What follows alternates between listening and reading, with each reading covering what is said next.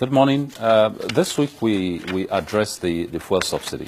It's not by happenstance that you see me, my sleeves all rolled up. And I hope you're visiting filling stations and helping us work this difficulty.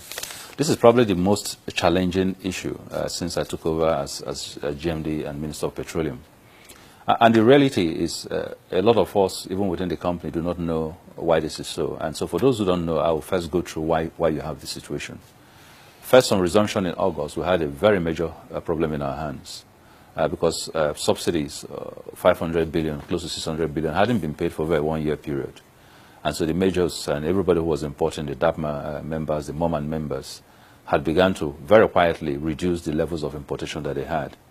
And although I struggled very hard and got the Assembly approval and the President's approval to eventually pay a good portion of that subsidy somewhere in November, by then it was too late.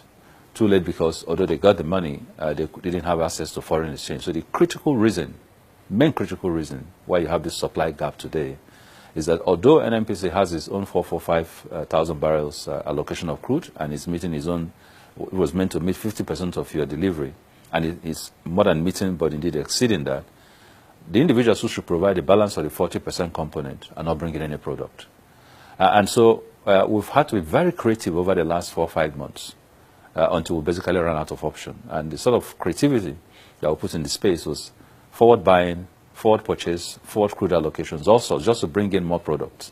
Because we saw NNPC transit from a 40%, 45% provider to suddenly an 80%, and then by this month, really, almost 100% provider of petroleum products in Nigeria. That was not sustainable.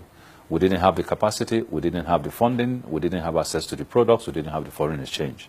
So in very many ways, it's surprising that we've even been able to survive this long. So the key element has been, how do you find foreign exchange for those who eagerly want to participate in the stream, who have been doing this traditionally to get into the space, buy their products, come in, distribute. That's something we've had to work on. Of course, the second problem was incessant pipeline disruptions. Literally, if you look at the statistics of this year versus last year, we've had almost 2 times the number of pipeline interventions and destructions that we've had over the last 2-3 years in this year. And that's for example, that's for us is very disturbing.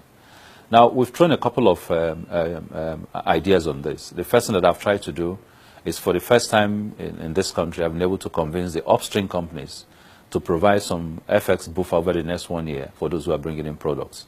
And so I've tied Total upstream to Total downstream, Mobil upstream to Mobil downstream, Ajip, ENI to Oando, Shell to Conoil, and things like that. It's been very innovative. It's putting $200 million of FX availability out into the space. It's taken a lot of goodwill. It's taken a lot of work from me. The second thing we've done is that I've had to box my way through the CBN to get a little bit of allocation, because we provide the bulk of this foreign exchange. We should have a bit of it to help stabilize the situation. Because fuel queue, not make any mistake about it, it doesn't matter what we achieve in our transformational agenda, it's the single most difficult item, which if not solved, can bring down the polity and can create a mayhem here. So it's something that we're focused on. So I've been able to get a bit of cooperation for CBN on that. Now, I've also been able to convince Mr. President to give us access, to some other than the 445 barrel from national production. The difficulty with that, of course, you and I know, is that it goes into the FAC entity. So once you touch any barrel there, you're going to have governors, understandably, quarrel with you on this. But these are some of the innovative solutions we've done. We've thrown creative options at the pipelines by appointing a set of trial, by contracting contractors to get into the pipelines and shows that they can deliver if we give them the contract. The event, what that has done was that for the first time in over 8 years, we've been able to capture our system 2B all the way to Ilorin. For the first time in over 6 years, we've been able to now we're able to pump crude from Escravos into Warri, and we're able to pump oil from Brass into Port Harcourt, and we're able to pump from Warri right into Kaduna with a few skirmishes here and there. This is the first time in over 10 years that we've been able to accomplish this. We've accomplished it by not spending money, but owing obligations. Now, we're going out to the stage now of contracting, where we're going to advertise this and see how we can put this as permanent features into the system. So a huge amount of work has been going on in this stream. Our depots, we're at the stage right now of looking at policies geared towards advertising our depots and our pipelines for purposes of contracting joint ventures that will put in money, refurbish depots that have been abandoned for upwards of a decade, so that we can have the distributional infrastructural network that we need to be able to solve this. Because it's not enough just to bring in the cargoes, which we are now beginning to do.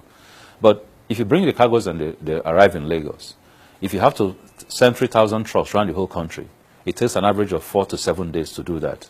And the very next day, you're back to the same thing. So the sheer logistics nightmare is not what NNPC was set up to do.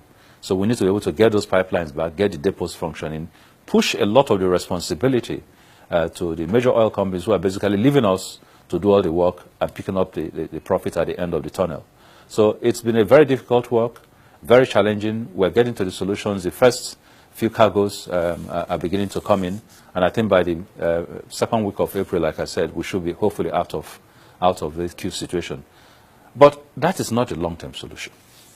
The long-term solution is that we'll have to try through private initiatives to the downstream. We've got to have a situation where we create enough policy direction such that people can get in there and actually do the business. We can take care of our own filling stations, NNPC stations, and perhaps some of the affiliates that are going to be with us. But that is a job we've done and done well, and we can do better. We can go into growing the affiliate stations even more, so that we have a lot more affiliate stations that we can use as a response in security situations. But ultimately, the business must go back to where it belongs, which is the private sector, not the public sector. And until we do that and deal with the issue of pricing, which our price modulation has helped us manage, but not quite completely, we're not going to solve the problem. Now, how do you come in? Get out into the filling stations, be a proud NNPC official, help regulate traffic, help push product, help report scams that are going on in depots by even our own officials, help talk about the change, help talk about the problems, be the spokespeople for your own company, help create ideas, help suggest ways in which we can find lasting solutions to this. And if we do that collectively, every one of us contributing a piece, at the end of the process, people will remember the difficulties, but they will also remember an NNPC that was united in the solution to this problem. At the end of the day, it's not all about me. It's actually about you. Have a nice weekend.